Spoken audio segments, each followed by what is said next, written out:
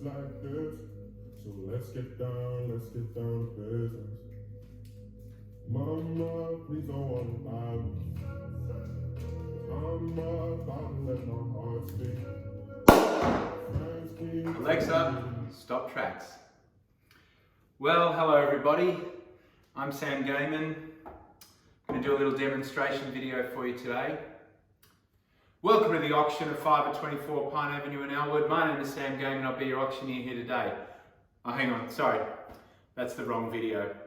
Anyway, I did tell you last time that I wasn't drinking during the Nocky Masterclass, but today is the second week of lockdowns and I've just actually sold 5 at 24 Pine Avenue with Andy Vandermeer and Rihanna Hoyle, and we did our auction online today and we got 81,000 over reserve. So we are going to pop the corks.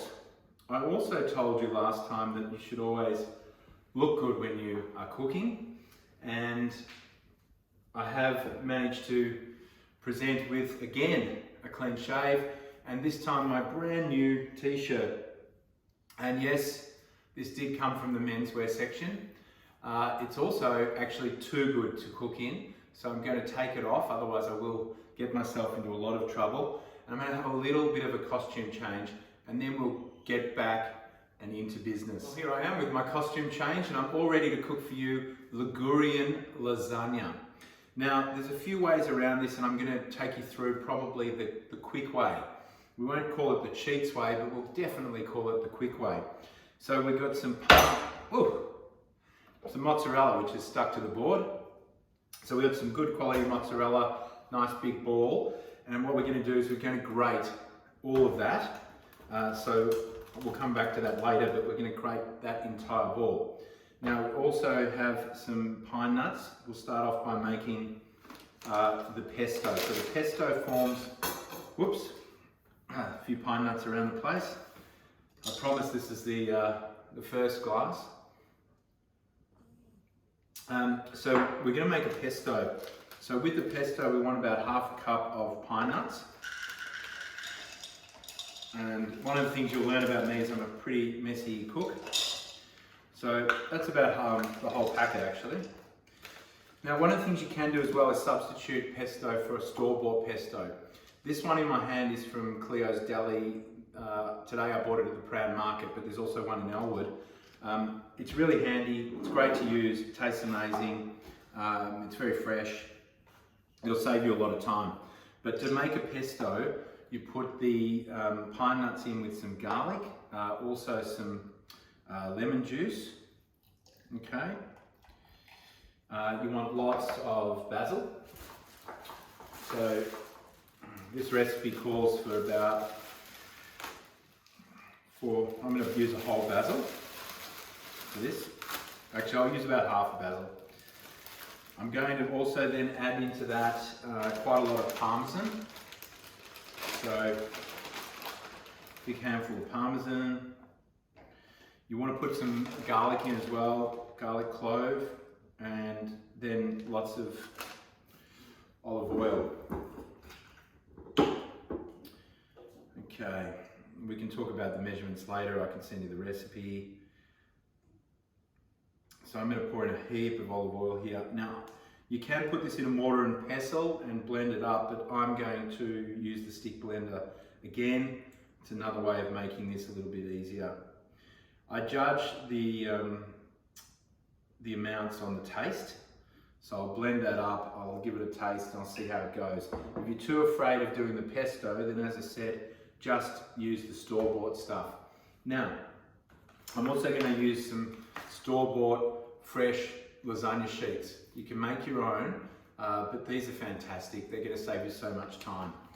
So this is an easy recipe with lots of flavour, and we also are going to incorporate some green beans together with some peas, just to give it that really nice texture and also that fantastic green element through all the layers of this lasagna.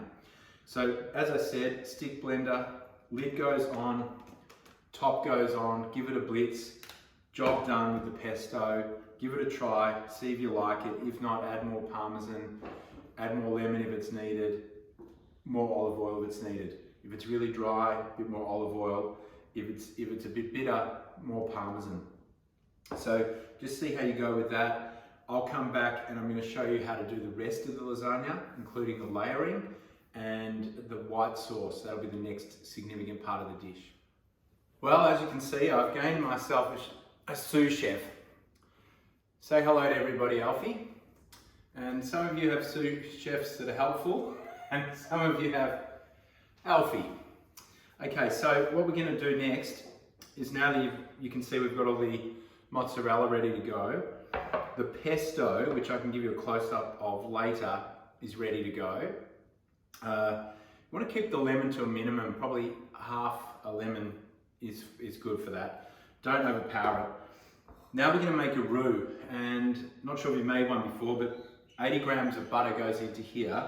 We're going to add some flour. Now when I'm using flour, I like to use 00, especially anything Italian. I tend to use 00 pasta pizza flour. It's nice and fine, works really well. Then we're going to add some milk to that, some mozzarella, and some nutmeg. You might remember we used nutmeg in the ricotta gnocchi, works exceptionally well. So let's bring that all together. I'll give you some close-ups and then we'll start layering the lasagna. It's going to be spectacular. Okay, so here we have the making of the roux. So we've melted the butter on a fairly low heat. And what we want to do is gradually add some flour to that, half a cup of flour. And just mix it slowly. So bit by bit, slowly adding the flour, moving it around vigorously. Geez, Danish butter smells good. Hello Luke, if you're listening, and Lee, and Scout, all the way over in Denmark. Little ode to you with this roux. I was very lucky to get over to Copenhagen at the start of 2020, just before life changed, or travel changed. I wish you could smell this, it's pretty amazing. So we're probably not cooking the healthiest of meals, but in terms of the tastiest, I think we're going to win. And we'll probably win with flying colours. So that half a cup is nearly in. I've just tipped the rest of it in, slowly adding it. And what you'll see is it starts to become really like a paste, almost like glue, really. So once you've got to that level, you can start slowly adding milk. Now, I'm just going to slowly add and stir. And it starts to go clumpy, which is fine. Slowly add, stir.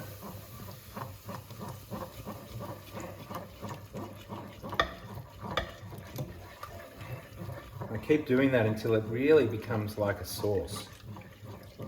And this is what we're going to be using through the layering of the lasagna. We'll use this in a couple of layers. So we need to have a fair amount of it, and it's going to be supplemented with the mozzarella that we worked on before. And you can use other cheeses like provolone if you wish. But I quite like the mozzarella. I did say last week that I'm extremely cheesy, so I'm glad that we've been able to find something that is completely full of cheese. So not only is this an ode to my Danish family, but also it's an ode to the cheesiness of me. So this is still quite thick. And we're just going to keep adding milk and work our way through it. Once we're happy with the consistency, we will start to add the cheese. Now, we want a reasonably thick sauce, but we still want quite a lot of it. It's about having the right amount of sauce to work with. Otherwise, your pasta will dry out. So that's starting, we've got about 750 mils in there at the moment.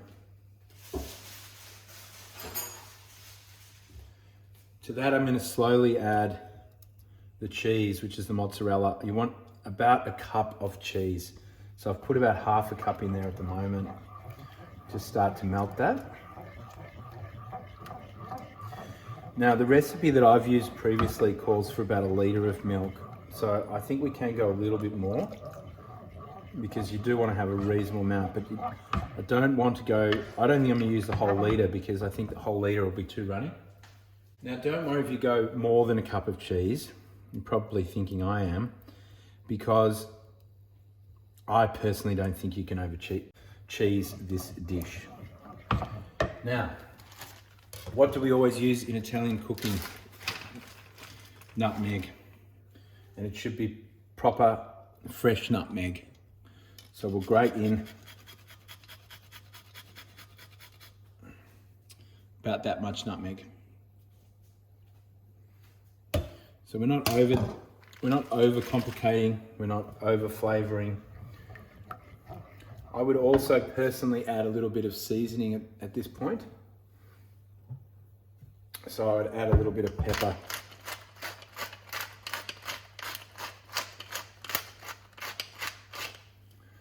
Okay. So there we have the pepper. So you can see this is quite a nice consistency now.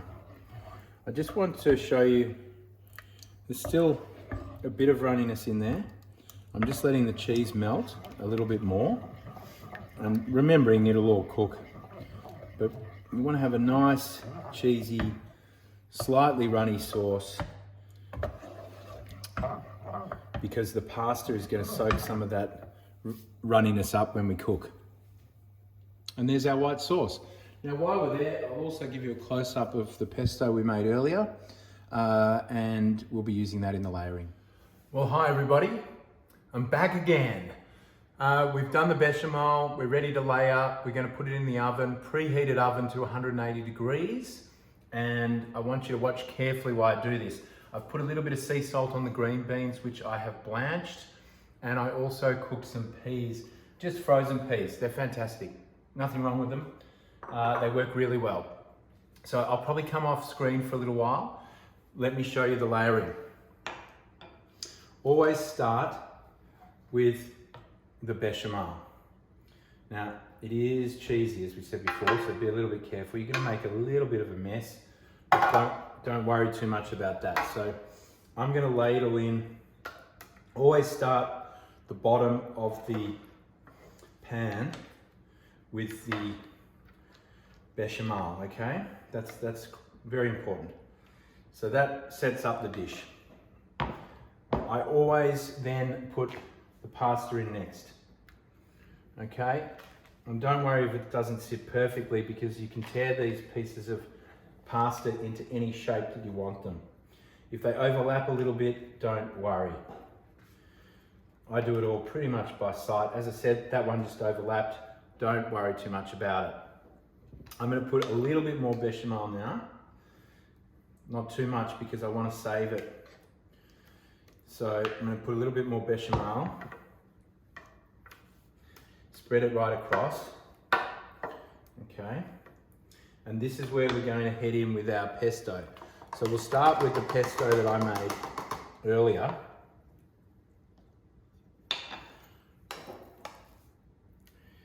And we'll scatter that around. Now remembering, the pesto is probably, really the hero of this dish. So don't worry about being liberal with it. And don't worry about this looking a little bit messy because it all melts together when it cooks. Okay, pesto's in. Now I'm going to get some cheese. I'm going to get some mozzarella. I'm going to spread that in there. I'm going to then add parmesan, okay? And you just layer this a couple of times. Always the same routine, okay?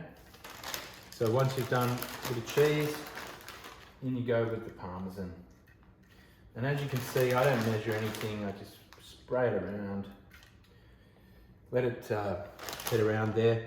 Now, beans, again, you can order them any way you like. I'm going to try and keep them a little bit straight, but as I said, don't worry, it doesn't have to be perfect.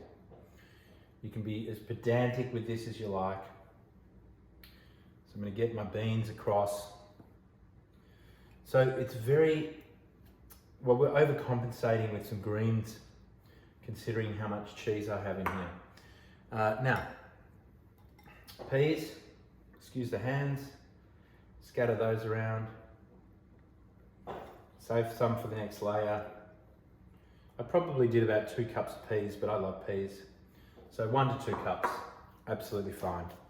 Now that you've done that, for good measure, we'll just add a little bit more mozzarella in because, oh, it's so good, isn't it? And you want to make sure that there's plenty of moisture going around in the dish. Now, next, back on with the pasta. So the pasta goes on. Trying to do this as quickly as possible for you. And you guessed it, sauce. Okay, now this is a meat-free dish, everybody. But tomorrow's dish is going to be a traditional meat lasagna. Can't wait to introduce you to that. A few of you have seen it on my Instagram before, but you've never seen me make it. Now, I'm just going to try and get that corner. So I really want to layer this up, make sure there's plenty of bechamel into those corners as well. Okay, now I'm going to add some of the store-bought pesto. So it's a darker green, this one. And again, I'm going to scatter it around. Get that all in there. And I'm probably going to use a fair bit of this. So that's 1 tub of store-bought pesto. I would say, I'm not sure how big these store-bought pestos are, but if you are buying them from Cleo's, use at least 2, if not 3. Okay. So we've got that ready.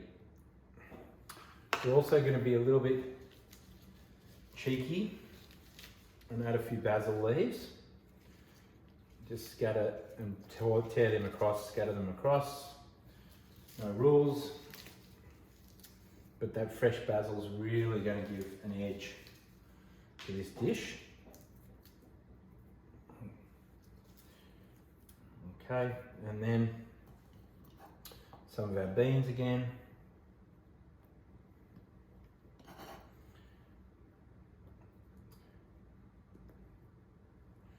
Okay. So we've got some beans in there. We'll finish off our peas.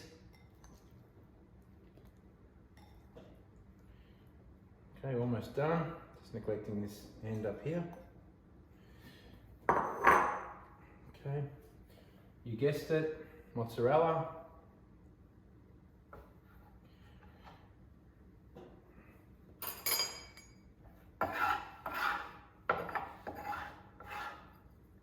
So the mozzarella goes in there as well. And then what comes after cheese? Cheese! More cheese. Oh, I've been neglecting my champagne as well. Too busy with you guys. Need to spend more time on me. Okay, little sip. And then back on with the pasta. This is the last layer. We're just about to finish. I'm going to top it with the bechamel.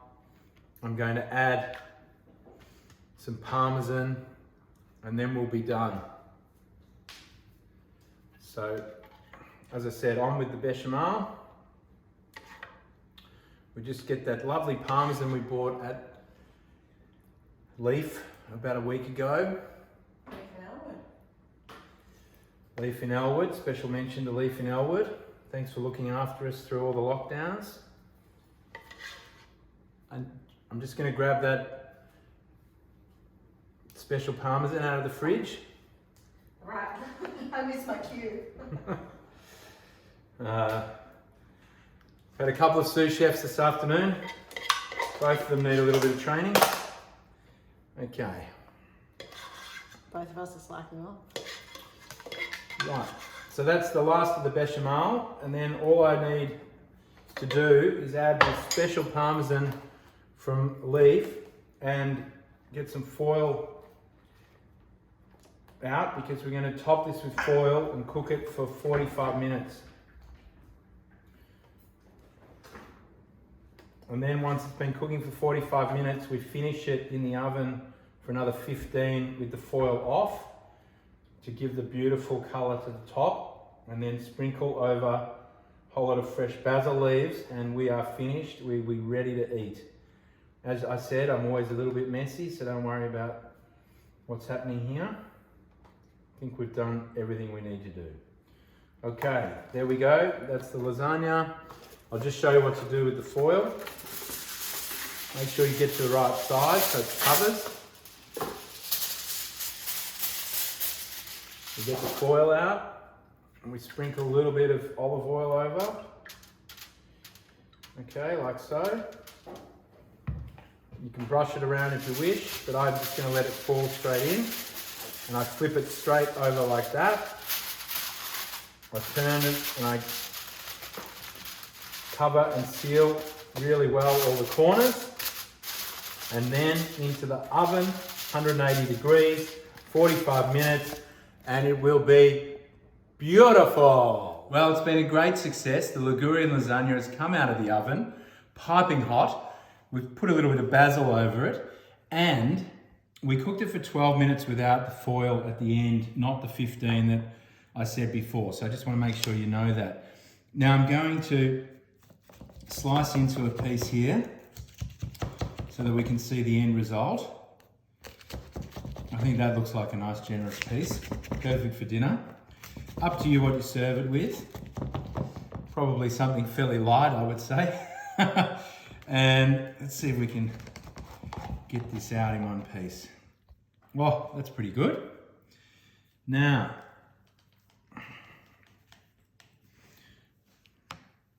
can we see that okay? And some beautiful cutlery here to try it with. I'll just show you what it looks like inside. Lots of greenery. So my challenge to you is to make this Ligurian pasta, and I want you to put it on Instagram, tag Sam Gamon, and think of me.